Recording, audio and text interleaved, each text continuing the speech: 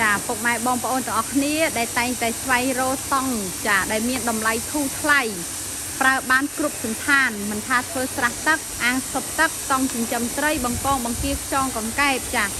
បងដែលចង់បានតម្លៃធូរថ្លៃបងប្អូនអាចប្រើប្រាស់ជាមួយប្រភេទកូរ៉េធម្មតានេះបានចាប្រភេទតង់នេះគឺមានកម្រាស់របស់វាគឺ 2C ណាបងប្អូនកម្រាស់ 2C ហើយពឿរបស់វាមួយខាង3តងមួយខាងទឹកប៊ិច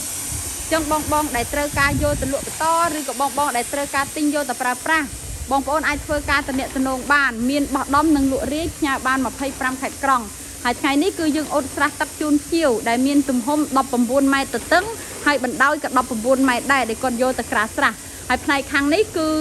25ម៉ែត្របណ្ដោយចាហើយទៅតឹងហ្នឹងគឺខ្លីឯង4ម៉ែត្រប៉ុន្តែគាត់ទិញរហូតដល់6ផ្ទាំងអញ្ចឹងបងទាំងអស់គ្នាដែលមានតម្រូវការតង់យកទៅប្រើប្រាស់ចាមិនថាប្រភេទកូរ៉េធម្មតាខ្មៅ UV បងប្អូនអាចធ្វើការទំនាក់ទំនងបាន